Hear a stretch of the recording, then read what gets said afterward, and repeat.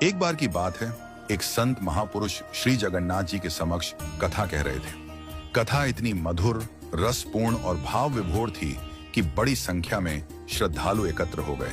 स्वयं महाप्रभु श्री जगन्नाथ जी भी कथा सुनने हेतु उपस्थित थे। कथा चल ही रही थी कि तभी एक भक्त एक भाव विभोर कीर्तनिया श्री नाम संकीर्तन करता हुआ वहां पहुंचा। वह भक्त हृदय से उछलता कूदता, नाचता गाता हुआ आ रहा था। वह न तो यह देख रहा था कि उसके पांव कहां पड़ रहे हैं, न यह कि वह किसके बीच से गुजर रहा है। वह तो केवल नाम, भाव और प्रेम में लीन था। कथा का गंभीर प्रसंग चल रहा था। कुछ श्रोताओं को उसकी आवाज खटक गई। उन्होंने उसे डांटते हुए बाहर कर दिया। अरे बाहर जा, तू कथा सुनने नहीं दे रहा। और जैसे ही उन्होंने उस भक्त को बाहर निकाला, गर्भगृह में विराजमान श्री जगन्नाथ जी ने अपने कपाट बंद कर लिए। पूरा परिसर स्तब्ध रह गया। घबराकर सबने महाप्रभु से प्रार्थना की, प्रभु यह क्या हुआ? तब भीतर से महाप्रभु की वाणी आई, तुमने जिसे बाहर कर दिया वह मेरा परम प्रिय भक्त था। वह कई दिनों से निरंतर नाम संकीर्तन करता हुआ भूखा प्यासा मेरे दर्शन को आ रहा था। उसके पैरों में छाले पड़ गए थे, आंखों से अश्रु बह रहे थे। उसकी बस एक ही इच्छा थी कि मेरे द्वार तक आते आते भी मेरे नाम का संकीर्तन न छूटे।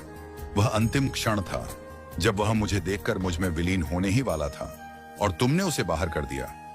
श्रोताओं ने कहा, प्रभु कथा चल रही थी, उसमें व्यवधान नहीं होना चाहिए था।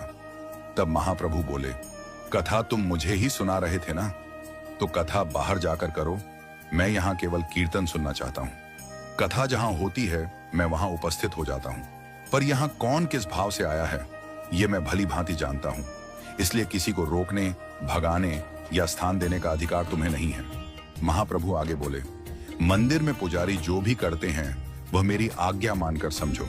वह अगर किसी को डांटे, किसी से पैसे मांगे, तो सोचो मैं तुम्हारा अनहितकारी धन निकलवा रहा हूं। तीर्थ में यदि कोई तुमसे पैसे मांगे तो समझो ठाकुर जी तुम्हें कुछ त्यागने का अवसर दे रहे हैं। ऐसे धन का त्याग तुरंत कर दो। वह धन जो तुम्हारे अहंकार, मोह या पाप में वृद्धि करे, उससे मुक्ति पाना ही श्रेयस्कर है। और तभी से एक परंपरा बनी, कथा गर्भगृह से बाहर होगी। मंदिरों में केवल कीर्तन होगा, क्योंकि ठाकुर जी को कथा नहीं, भाव युक्त कीर्तन प्रिय है।